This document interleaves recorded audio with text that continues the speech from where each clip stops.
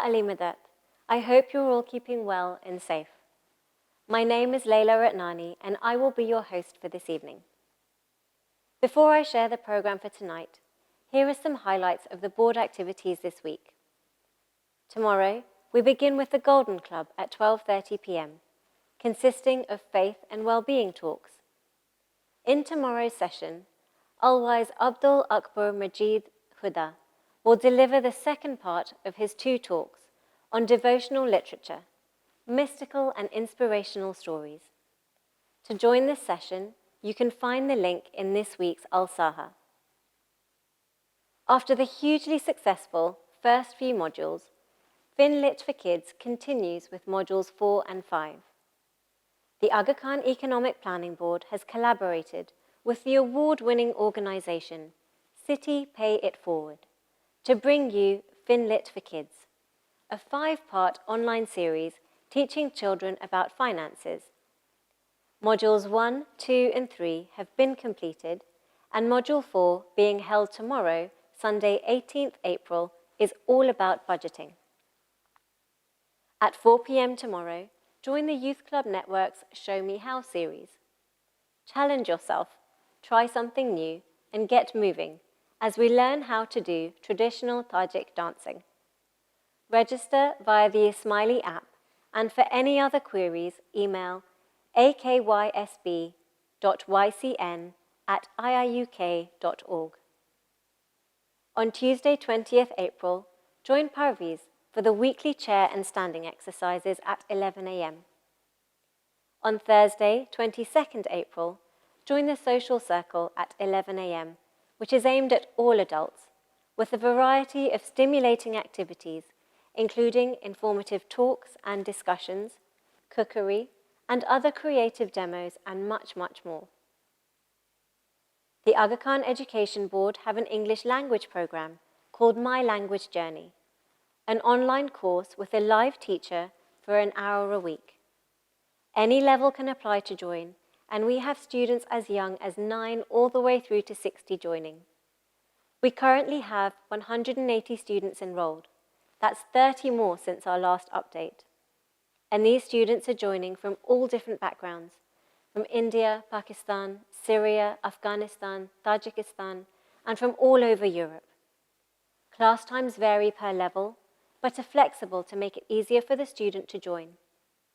We would love to welcome even more students, so if you want to learn the basics or prepare for university or work, please contact the Aga Khan Education Board or email them at mlj.akeb@iiuk.org. The Aga Khan Education Board are also looking for teachers to teach English as volunteers. If you can speak Hindi, Gujarati, Arabic or Farsi, that would be an added advantage. If you are interested, once again, please contact the Aga Khan Education Board or email them at mlj.akeb@iiuk.org.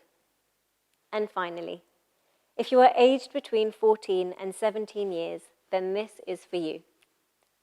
Global Encounters and the Aga Khan Youth and Sports Board have partnered to offer a virtual camp for youth of the global Jamaat. Due to the current COVID-19 pandemic, we will not have any residential programs in 2021. However, if you're interested in meeting youth from around the world or volunteering with us, we encourage you to join us virtually in July and August for Connect. Connect is a journey of exploration, learning and creativity, and is designed to strengthen the connections amongst the global youth. The camp will offer opportunities for youth to make friends from around the world, engage in cultural exchange, learn new skills, explore the Aga Khan Development Network, collaborate on creative projects, dialogue about current issues, and build for the future. Participants can choose their journey as 4 thematic camps will be offered in 2021: entrepreneurship and technology, health and wellness, arts and culture, and climate change and environmental action. Camps will be 7 days long and will take place for 5.5 hours per day. Participants may register for up to 2 programs, that's 1 per week. Between 19th and 25th July, the themes covered will be entrepreneurship and technology, and health and wellness. And between 2nd and 8th August, the themes covered will be arts and culture, and climate change and environmental action.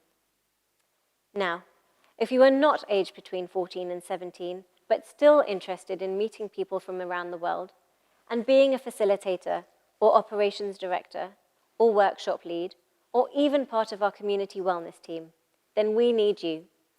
Don't miss out on the opportunity of a lifetime.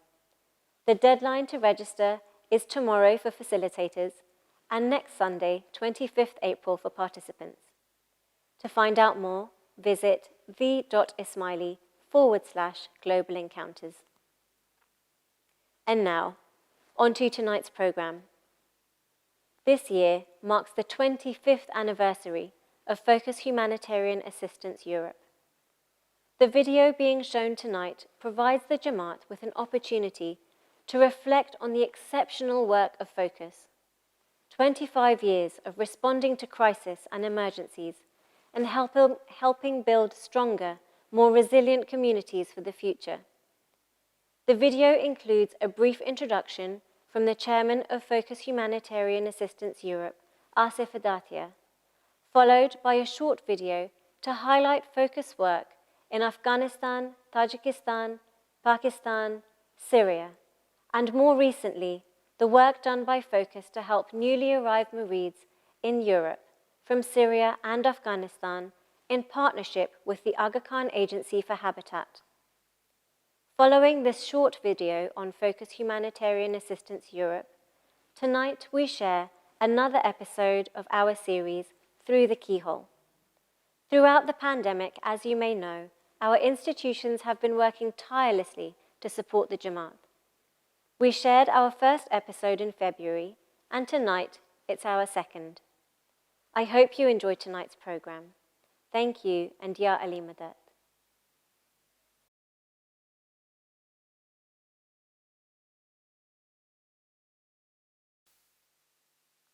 Bismillahirrahmanirrahim. My brothers and sisters, Ya Ali Madad. My name is Asif Adatia, and I am the chairman of Focus Humanitarian Assistance Europe.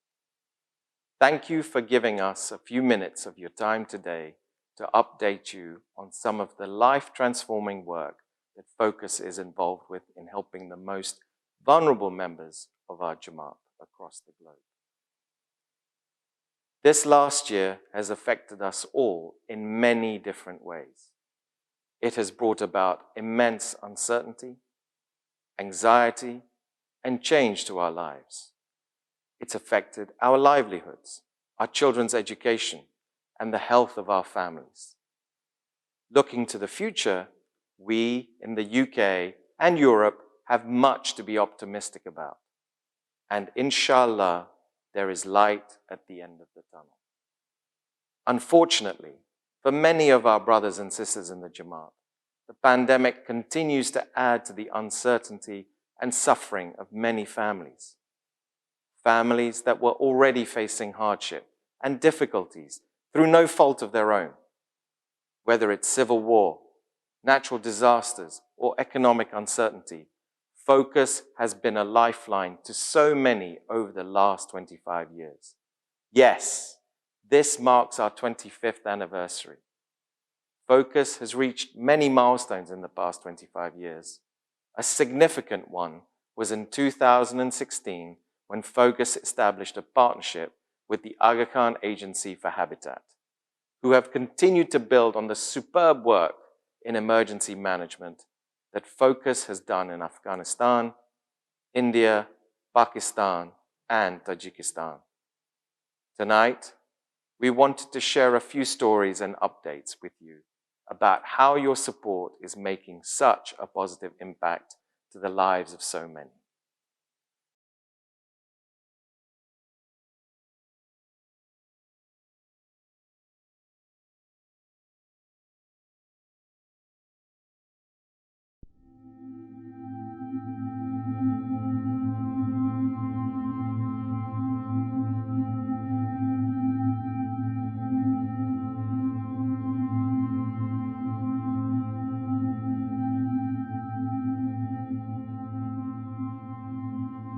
Suffering at the front line of climate change, Pakistan is amongst the top 10 countries most exposed and vulnerable to the increasing frequency and intensity of natural disasters. The harsh northern mountainous areas, home to some of the most poverty-stricken, disadvantaged, and isolated populations, are particularly vulnerable to these rising threats. Here, the vicious cycle of poverty is often reinforced by natural disasters.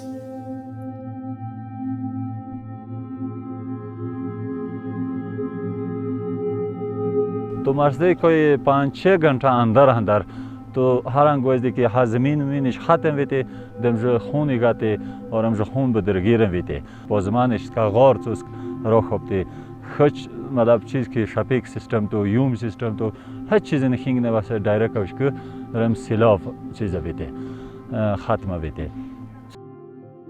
For the first time in Pakistan, the Aga Khan Agency for Habitat has pioneered an approach of proactively conducting hazard, vulnerability, and risk assessments, HVRAs, in extremely disaster-prone regions. This unique approach creatively integrates and leverages science, technology, and local indigenous knowledge for efficient and sustainable habitat planning and development interventions, thereby securing the lives and livelihoods of these vulnerable communities, as well as building their capacity and empowering them for emergency preparedness and response.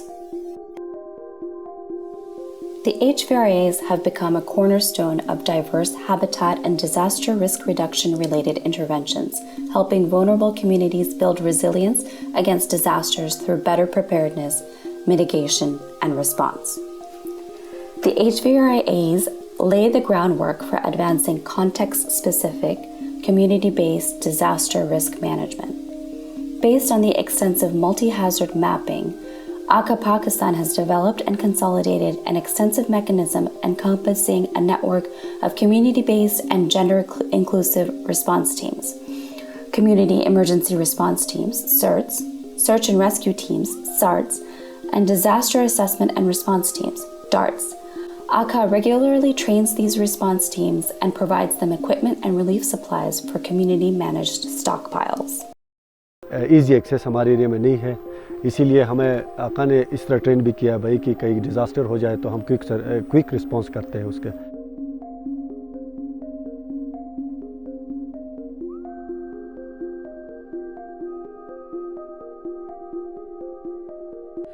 कोई भी disaster हूँ, man made disaster हूँ या natural disaster हूँ, तो वहाँ पे जो फर्स्ट क्विक रिस्पोंडेंट होते हैं वो मकामी जो वॉलंटियर्स है उन्होंने काम करना होता है. आगा खान एजेंसी फॉर हैबिटेट की जानिब से वक्तन फ़वक्तन हर हवाले से सर्च एंड रेस्क्यू के हवाले से भी ट्रेनिंग मिली है, इसमें हमें इंफॉर्मेशन के हवाले से भी मिली है, एडमिन एंड लॉजिस्टिक के हवाले से भी मिली है. उसके अलावा फ़र्स्ट एड का भी जो ना ट्रेनिंग वक्तन फ़वक्तन मिलती रहती है और उन्हीं ट्रेनिंग की बदौलत हमें ऐसे मौके पे जब भी कोई भी डिज़ास्टर हो तो हमें वहाँ पे जाकर अपना रोल प्ले करना होता है, तो जिसके लिए अदारा हमें पहले से तैयार करता है.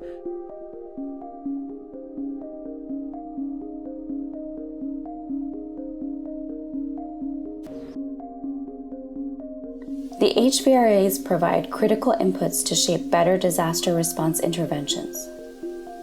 For example, post-disaster, ACA uses the HVRAs to identify safe areas to house or relocate displaced people, providing them winterized tents, temporary shelters, and permanent housing support.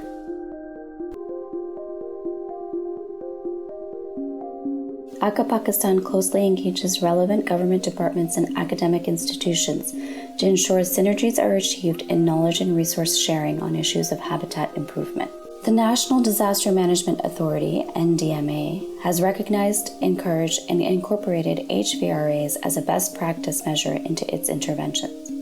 ACA Pakistan regularly shares key skills, insights, and lessons around HVRA with relevant governmental and non-governmental organizations in national development and disaster risk reduction forums to expand access to this tool to improve overall development planning in Pakistan.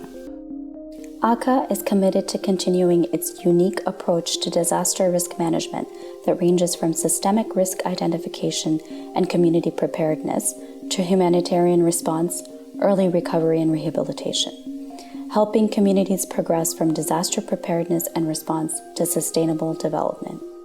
The Aga Khan Agency for Habitat aims to achieve the goal of creating resilient habitats where communities are not only safe, but they see a future for themselves. They thrive in those habitats.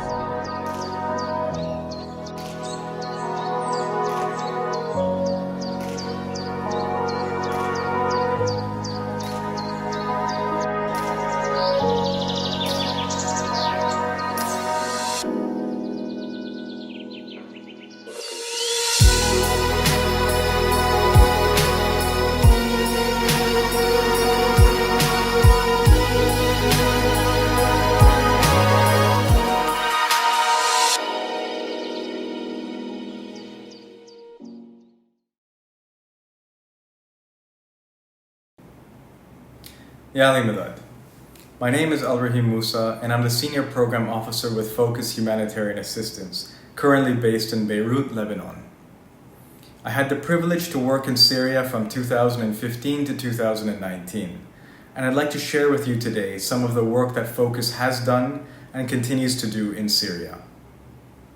As you know, Syria has been in a state of war for the past 10 years, and since 2013, Focus has been supporting the Jamaat and the communities in which it lives, primarily in Salamieh district.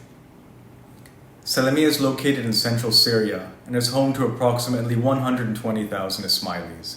But by 2014, that number had swollen to about 250,000 due to the displacement of civilians from all over Syria seeking safe haven from the war. Focus worked with the National Council for Syria on two fronts. The first was humanitarian assistance, in which Focus funds were used to provide essential goods and services to the most vulnerable 10,000 households. This included grants to cover the cost of rent for Jamaat that were in need of shelter, subsidies for healthcare costs, especially expensive surgeries and medication, food baskets, which included ingredients to last a family for 1 to 3 months at a time, which were especially important when access to the market was disrupted by violence, and clothing, textbooks, and stationery for children to allow them to continue attending school during the crisis. The second front was emergency management, and although Salamieh was a safe haven for tens of thousands of people from all over Syria, it was not immune to attacks, including car bombs, rocket and mortar attacks, and incursions by violent actors into Jamati villages and towns.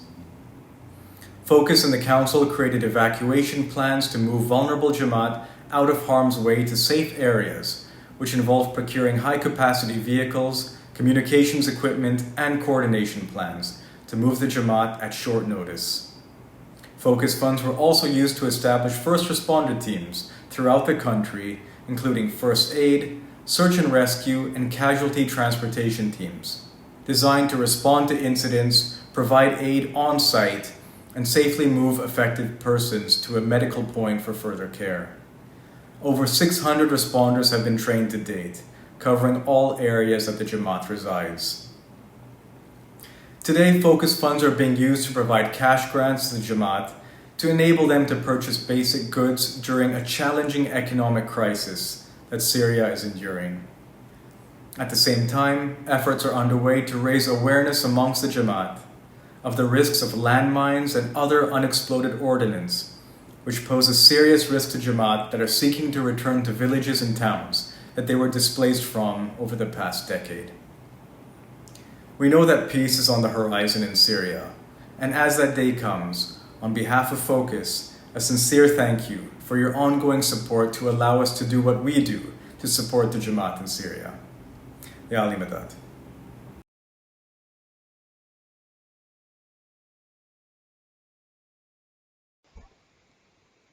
Hi, hello, مرحبا, salam, salamu alaikum, namaste, hey son, willkommen. I have just rated you in many languages that our Jamaat in Europe speak. As we are becoming a large and diverse community in this continent, we need to get used to hearing different languages. Dear Jamaat, Yani Medad. My name is Hazar Al-Kasser and I am Program Officer with the European Settlement Program. During the last 5 years, the numbers of Murid increased rapidly in Europe, as many people were displaced due to conflict and war, the majority of whom are from Syria and Afghanistan. As you can imagine, it's hard to start a new life in a new place from scratch. Resettlement is a multidimensional and tough process as refugees navigate the complexities of settling in a new homeland. In order for the newly arrived Jamaat to successfully settle in Europe, it was realized by the institutional leadership that a dictated assistance is required. Therefore, the program office was activated to support the Jamaat on all matters related to obtaining legal status, housing, education, including national language, training, early childhood, schooling, and employment. We use a case-based approach to improve the chances of the Jamaat attaining a stable and good quality of life and attaining financial self-reliance. And when a case faces an obstacle or setback in the settlement process, a safety net of financial and non-financial assistance is provided to overcome the challenges and continue forward. The program office partners with internal service providers, essentially the national councils, boards, and portfolios, and external service providers, including local NGOs, government agencies supporting refugee integration. The program office has a presence in Germany, Sweden, Netherlands, Austria, Greece, France, Turkey, and Belgium. Through the support of the Jamaat in the UK, Murids in Europe have been able to make great steps in their settlement journey. Over 70% of the Jamaat has legal status. 60% has suitable housing. 60% has a good level in the national language. The next phase of their journey will entail a pathway to economic stability, be it by attending post-secondary institution, vocational training, small businesses, startups, or employment. If you come across a Murid in settlement process, please appreciate the journey in which they currently are and keep motivating them to achieve their dreams and goals. Thank you and Yani Medad.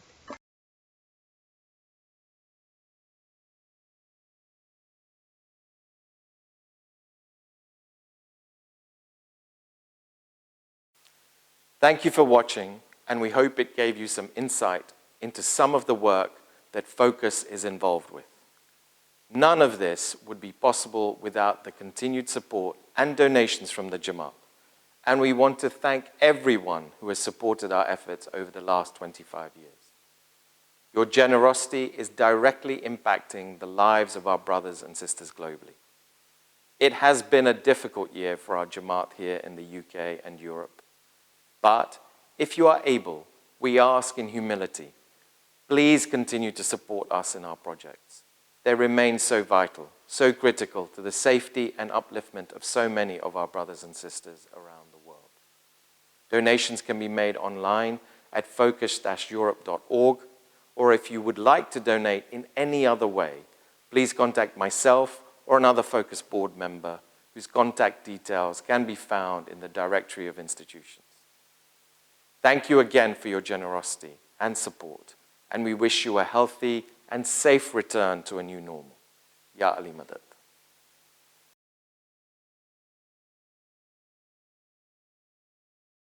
Ya Ali Madad. My name is Layla Ratnani, and I am hosting tonight's second episode of the recently launched series, Through the Keyhole. This series takes a look back at the institutional activity in the last month and will act as a highlight of all the incredible work being done within the Ismaili community. In the first episode a few weeks ago, we covered the theme of continuing education, something for everyone, where we looked at continued education for various groups, including children, parents, adults, and really everyone.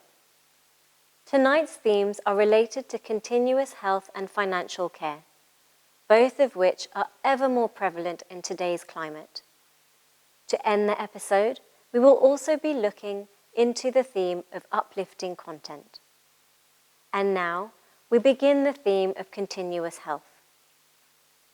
Whilst we continue to see a fall in the rate of COVID infections and deaths, we must not become complacent.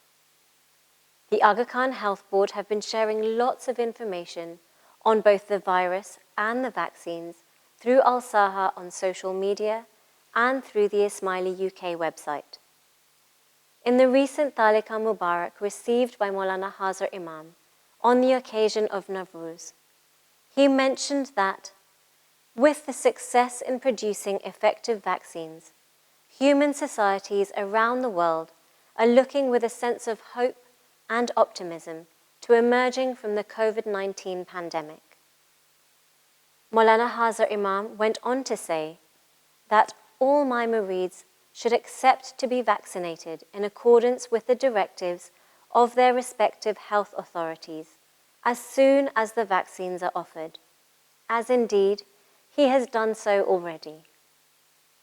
Let's hear from the chairperson of the Health Board, Akbar Dala, as he shares more on the vaccine, so we all have the right information, not misinformation, to make a personal decision based on the hope that the vaccine will give, rather than the fear of taking it.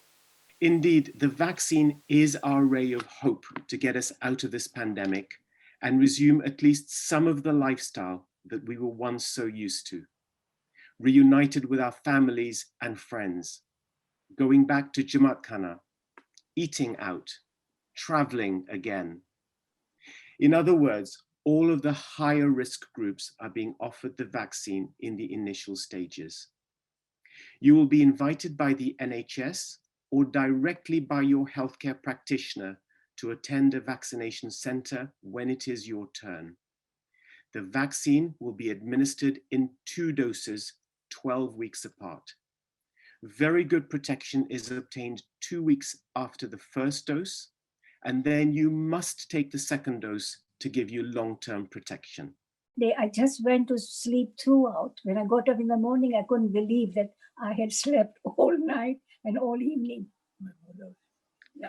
But I was fine. I had no problems, no side effects, nothing. I was just normal. My daughter phoned me. Mom, how are you? How are you feeling? I said, I'm fine. He said, you know what, Mom? When I went to get my jab, she's a doctor. She said, my arm hurt for 2 days. I couldn't lift it. You are lucky that nothing happened to you. એક રૂમની અંદર મને મોકલી દીધી એને તો ત્યાં nurse કે ડોક્ટર જે હતા એ લોકોએ મને ઇન્જેક્શન માર્યો ખબર એ ના પડી કે ઇન્જેક્શન લાગ્યું છે ઇટ વોઝ સો નાઇસ અને પોલાઇટ એટલું ફાઇન રીતે લાગ્યું એનીવે પતી ગયું તો ઘરે આવી 15 મિનિટ બેસીને પછી હું ઘરે આવી એ દિવસે ખબર ના પડી પણ બીજે દિવસે જ્યારે હું ઉઠી ત્યારે મારું હેડ માથું જરા હેવી લાગતું હતું તો મને થયું કે માથું દુખતું નથી પણ હેવી લાગતું હતું મેં કીધું ઓકે ચાય નાસ્તો કર્યો બપોર પછી એ માથાનું હેવી અને સતું બધું નીકળી ગયું હાથ દુખતો હતો એ મને 2 દિવસ સુધી હાથ લાગ્યો કાંઈક ઊંચો કરો તો મને દુખે એટલે હાથ દુખતો હતો 2 દિવસ પછી એ બી મટી ગયું પછી બીજો એ લોકો એપોઇન્ટમેન્ટ મને આપ્યો તો 11th of January same time This is a second one. તે એ જગાએ ગઈ પૂછ્યું બધું અને 5 મિનિટ પછી મને અંદર બોલાવી બીજો ઇન્જેક્શન આપ્યું મારી આ જમણા હાથમાં હતું તો ડાબા હાથમાં લગાવ્યો મેં કરાવ્યો પછી બસ હું ઘરે આવી બધું પતી ગયા પછી અને બીજે દિવસે મારા પગ થોડા દુખવા માંડ્યા. Well, the first question I want to ask is to you, Shamez. So what assurance can you give us about the safety and effectiveness of the vaccine? Okay, so there has been a lot in the news about the safety of this vaccine, and it is as safe as any other vaccine that has been licensed. If you have any further questions regarding the virus or the vaccinations, please contact a member of the Health Board who are in the IIUK directory. Call the COVID helpline or speak to your local Jamati Muki Kamria. And of course, your local healthcare professionals will be able to answer any questions relating to any long-term health conditions. The second theme of tonight's episode is on COVID and your career. This clip that we will now watch is from the Women's Activities Portfolio and their sisterhood sessions. This one is called Navigating Changes at Work, Rise Up. Let's hear from Nazreen Visram, the head of charities for Barclays Bank, and the impact COVID has had on that industry, as well as the impact COVID has had on her working life. My name is Nazreen Visram. I am the head of charities at Barclays. I've been in the corporate space now for 15 years. And I've got to say, this is probably one of the most unusual years of my kind of working career. I tend to be in the office sort of 4 days a week and work 1 day from home. And since March of this year, since the lockdown happened, I have been working from home. So for the past 7 months, I've literally been at my desk in my office at home. And it's been a real change. And we're going to explore some of those sort of changes and emotions as we go through this session. But it's been really busy working in the banking sector because being part of the charity sector, you will know that charities have been heavily impacted by the COVID-19 pandemic. And just to give you some scope, it's estimated that charities will lose around £12.4 billion worth of income that they need to deliver services to the most vulnerable in society. So we've been supporting a lot of our charity clients through this time. And equally, I just read a stat today that actually 7 million people in the next 12 months will seek support from a charity. And 3 out of 5 of those people will be doing it for the first time. So the huge pressure on the charity sector is immense as we go into the next 12 months. So my job, along with my team, is to really support them with banking services and help them with all sorts of challenges that they face. I manage a virtual team, so I'm one of 90 people, part of the leadership team. We've got members of the team all across the country, so that's been a challenge, managing people virtually. And to be really open, some of my team have had to navigate some real personal issues. So I've got people living on their own and have been working from home on their own for some time, people isolating because they're high risk. I've had lots of members of my team with real well-being challenges. I've got single parents in my team who've had to work and homeschool their child. So it's been really interesting for me as a leader of these people to really support them and help them and enable them to do their job to the best of their ability. And at the same time, be able to do my job, homeschool my child and manage a home. So I think, I'll pause there because there's lots I could probably talk about around my experiences over the past 6-7 months.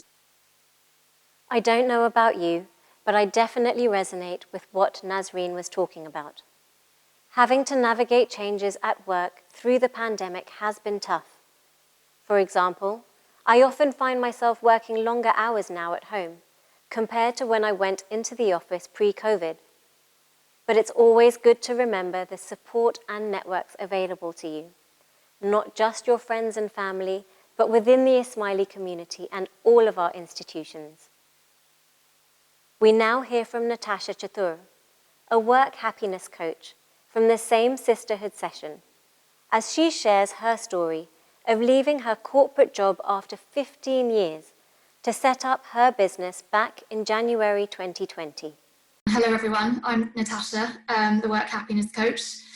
So this year I've had quite different work changes in a couple of ways. I left my corporate job last year after 15 years and left the corporate world entirely to set up my business, which I started as a full-time coach in January this year. So my job was already kind of fully working from home, but it was the first time I was working on my own. So I didn't have, a manager or the teammates or kind of the wider departments and teams that I was used to. And this became kind of much more pronounced for me in COVID. And I needed real immense discipline and perseverance to keep working on my business every day, even though I wasn't seeing the return that I'd planned. And, you know, everyone's been going through something. I certainly felt the distinction of having come from that environment, having to cope with the emotional fallout of what was happening to my business on my own day to day. I had to be quite reactive and adapt to a changing landscape. I had quite a decent amount of work planned for March through to May, which disappeared overnight. It had taken me three months to build up. I had to pivot my business from working with businesses as a primary target audience, because, you know, HR departments were just in chaos, and pivoted to working more or targeting individuals rather, because as a result of COVID, lots of people were reflecting on work and how happy they were and feeling stuck and finding it tricky to navigate those feelings. I had to reforecast my revenue potential and my cash flow and all those kinds of admin-y things that I was doing for the first time, and I was doing them for the first time in a global pandemic. So there was a lot of quick shifts, you know, for networking and building relationships that I needed to do. And working on my own and living on my own, I think without access to my social life, to face-to-face interactions, the usual kind of release and energy I get from socializing, from traveling, from meeting people, I kind of didn't have any of that either. So when it comes to my changes at work, it's been a roller coaster ride, and I do have more of a sense of emotional stability and some business certainty starting to appear, which is really, really helpful. But I think I'm still on guard, if you like, with what else might come. To leave a job and start your own business, to then be hit with a pandemic, must have been extremely tough. Hats off to you, Natasha. You're doing an amazing job. The next clip we'll see is from the Aga Khan Economic Planning Board and one of their 3-part series on restructuring and protection of assets. This session shared top tips for directors during uncertain times, the do's and don'ts, if you will. Ambuja Bose, Insolvency Recovery and Restructuring Team Leader at VWV Solicitors, and Ian Robert, Insolvency and Restructuring Team Leader at Moore Kingston Smith, explore different topics and scenarios that company directors have been faced with during this global pandemic. During this 3-part presentation, both experts explain the liabilities and pitfalls facing directors and the best practice to move forward and navigate through this tough economic climate.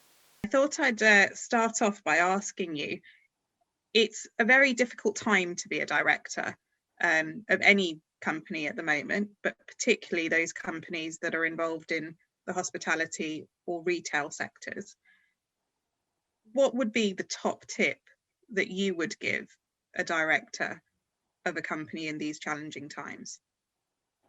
Okay, well, that's a very good question. I think when this all started some sort of 9 months ago, I don't think anyone could have expected we'd still be in pretty well the same position as we are now, possibly a worse position. There's been a lot of government support, and that has enabled companies to continue along a path of not really understanding where they're going to go and where they're going to come out the other end. And as a result of that, I think companies have needed to try and find a lot of funding. I mean, cash flow is always the most important thing. As they say, cash is king. And managing your cash flow and getting advice is always the 2 most important things I can tell any director to do at any time. I think it's particularly focused at the moment on the fact that, you know, it's taking a lot longer to get to the other side, and therefore businesses, particularly in the hospitality and retail sector, are looking to find ways of funding shortfalls from the huge reductions in income compared to perhaps the support that they're getting on the expenses side.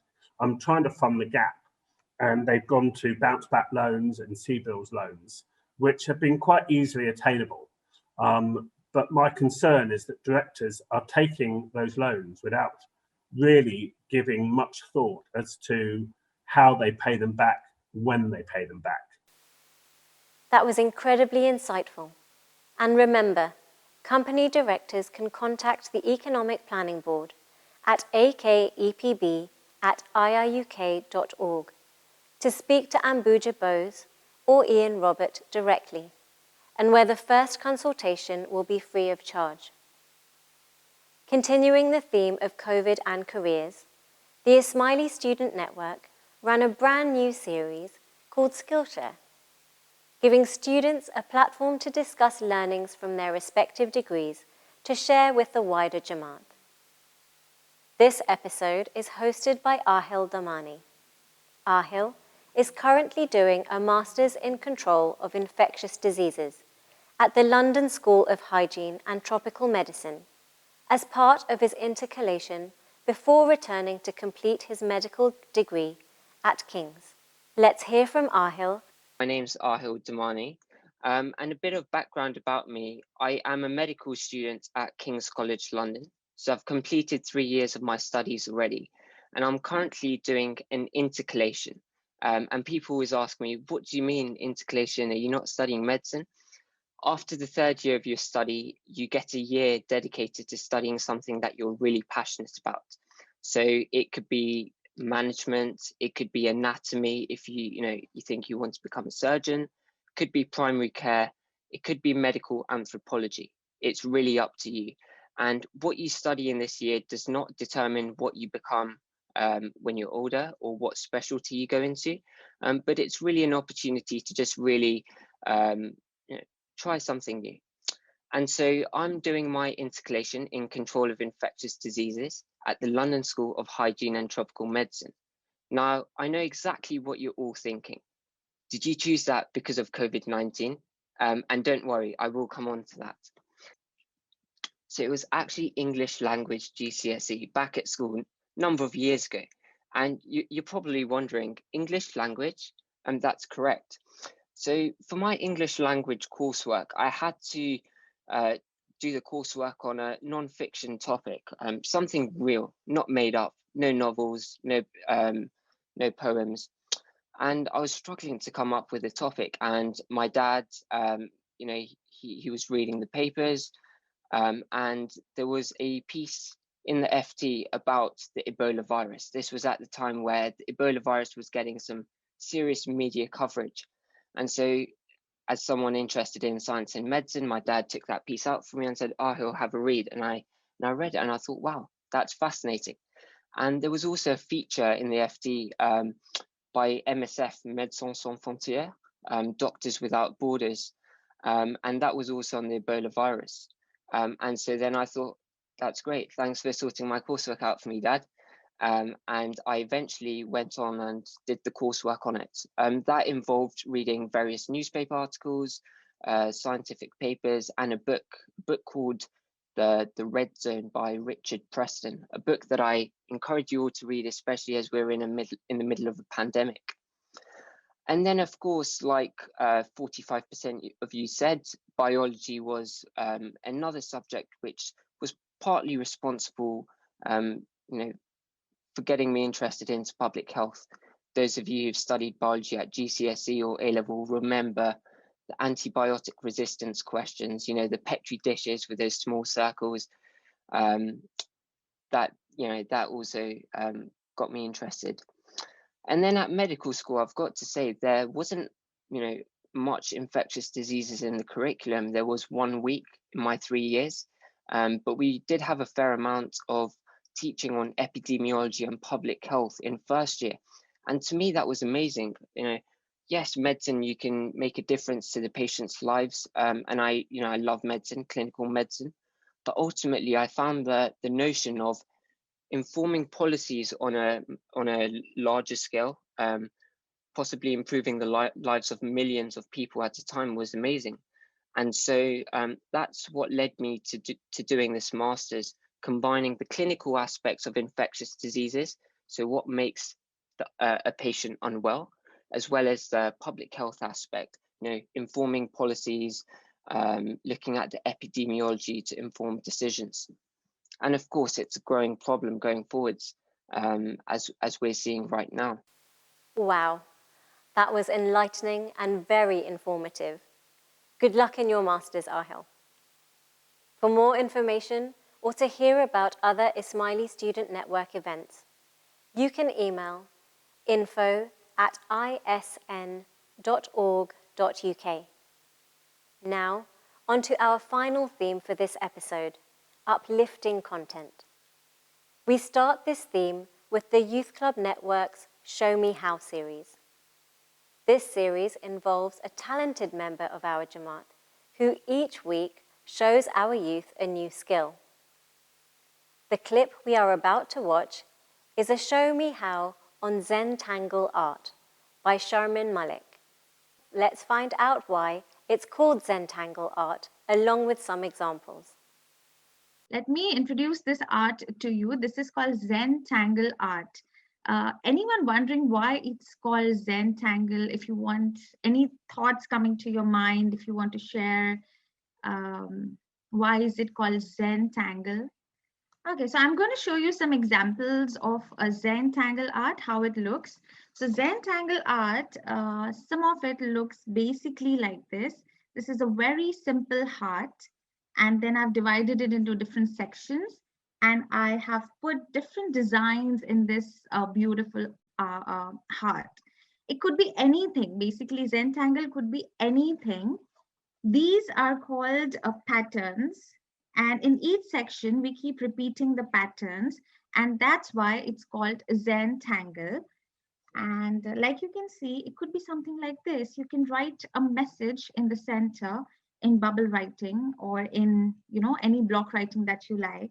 Divide the rest of the paper into different sections and create different patterns in each section. Now, generally, there are Zentangle coloring books, mandala coloring books. And this is very similar to mandala, but it's just free flowing. Like there are no rules in this, no circular patterns to be followed. They can be colorful as well. So once you create the patterns, you can color in with your sketch pens, Sharpies, color pens, gel pens, color pencils, whatever you feel like. So I did this autumn leaf. It could be something as simple as this.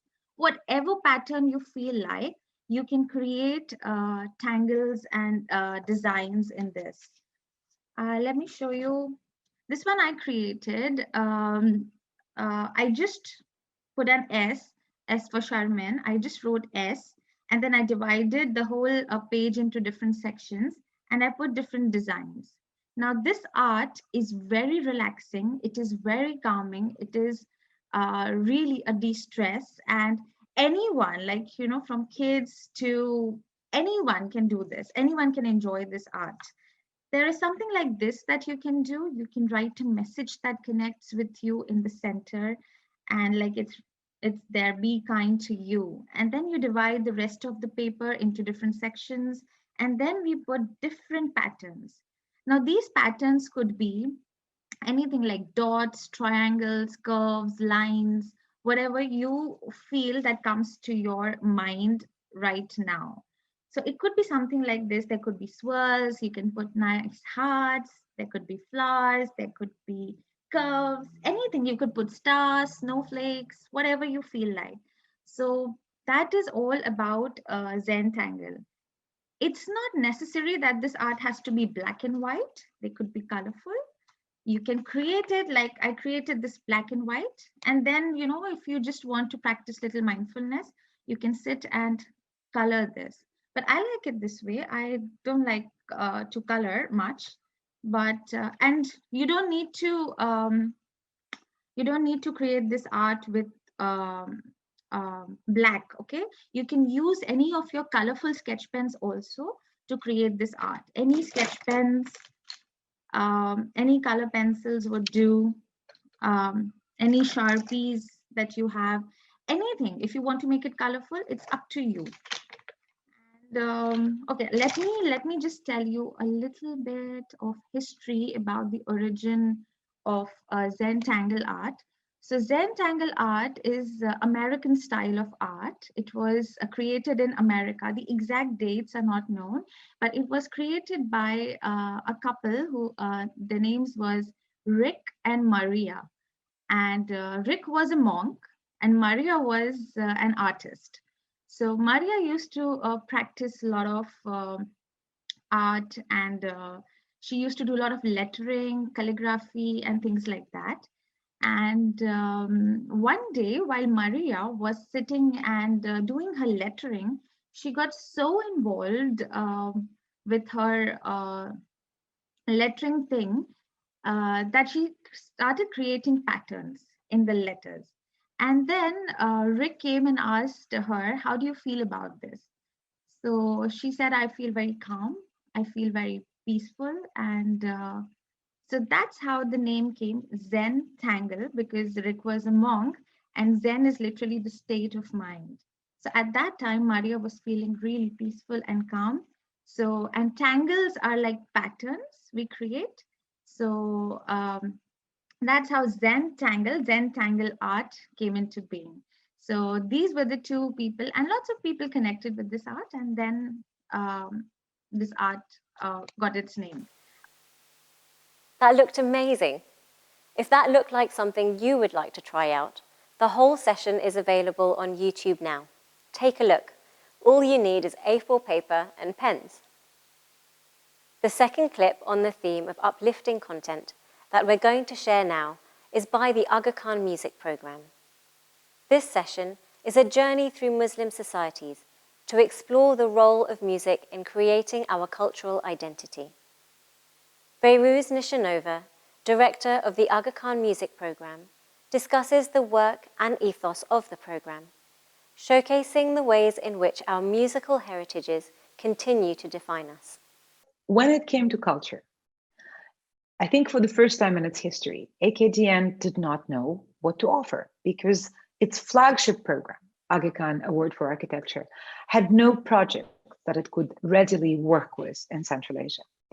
The same was true for the Historic Cities program. There were no sites that demanded immediate attention of AKDN. Why? Because so many of them were restored without any respect for the traditions that AKDN promulgates and implements.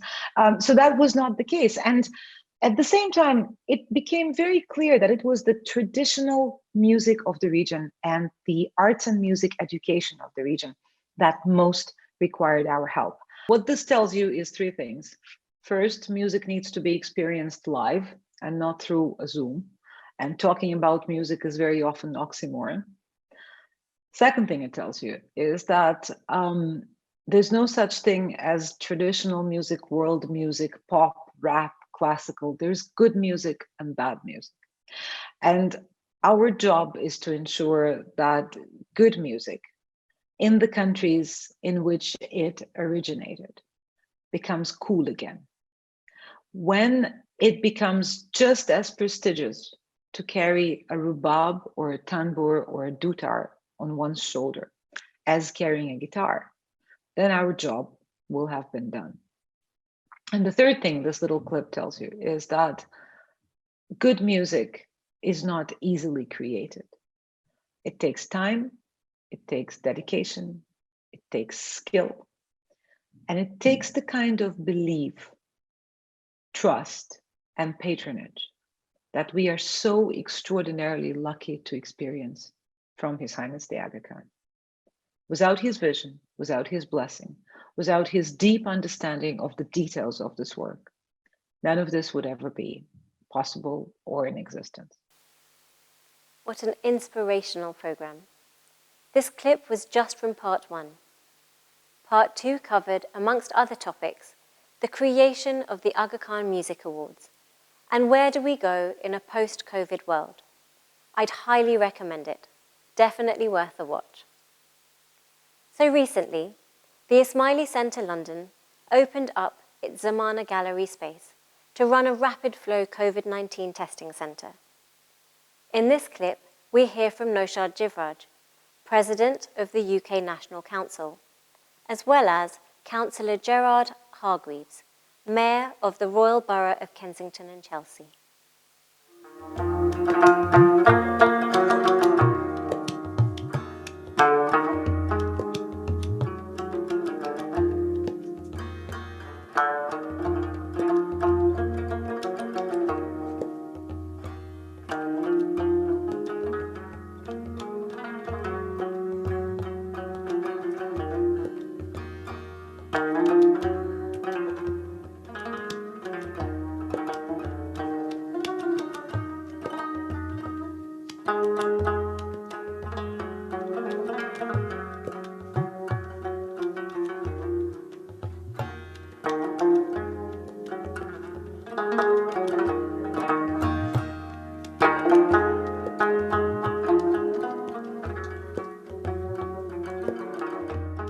it's great to be, first of all, it's great to be here today, and I'd like to thank the Jamati Centre for helping to set up this test centre, which is really important in this part of the borough. And I think some people think as the vaccine is rolling out, we don't need to do the testing anymore, but actually it's even more important now that we keep the testing programme going and we make it as easy as possible for people to do the test. So centres like this where you can come in, do the test very quickly is absolutely crucial. And therefore, we're really grateful for the Jamati Centre for opening this test centre today. It's a very proud day today for the Jamaat. This has been a lot of work over a long period of time that has been initiated by the Ismaili Civic team. The relationship that's been built with the Royal Borough of Kensington, Chelsea, and the Mayor of this borough. That relationship has culminated in today opening this testing centre here at the Ismaili Centre. The other thing that I'm really very, very pleased about is the incredible collaboration between our various institutions.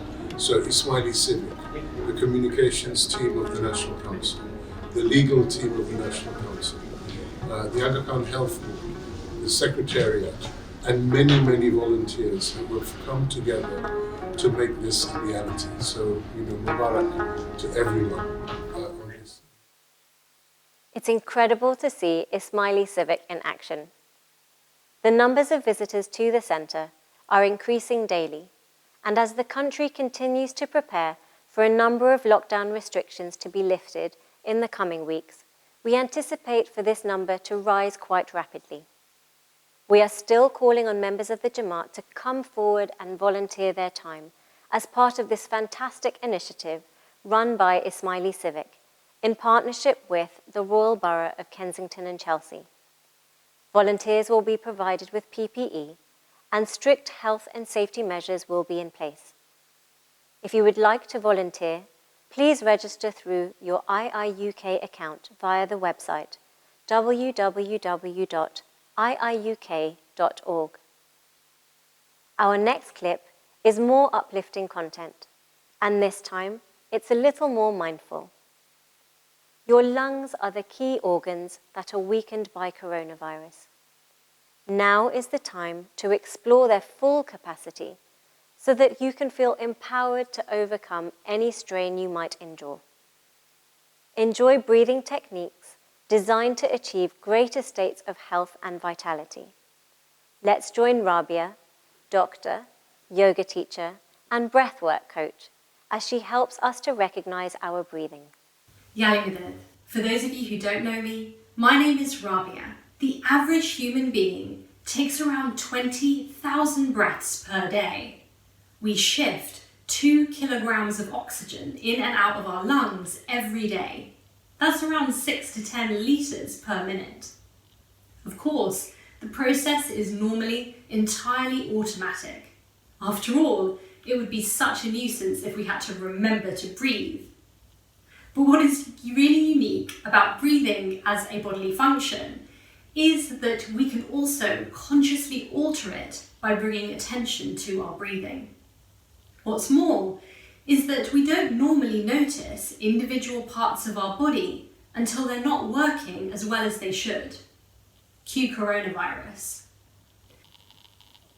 Follow your own breath, drink the breath in your own time through the nose, inhale deep, pause slightly at the top of the inhale, exhale, allow the air to escape the body, pause slightly, empty lungs, empty breath. Then take the next inhale. Follow the breath for a few seconds, your own breath, 4 parts. Inhale, pause. Exhale, pause. I don't know about you, but just those few seconds have helped to make me feel a little more relaxed. If you'd like to do the full session, the video is up on YouTube.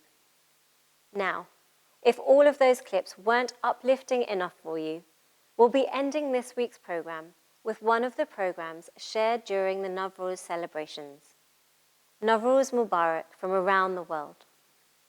In this video, we gathered Ismailis from all across our jurisdiction as they wish the Jamaat Nowruz Mubarak in a variety of languages.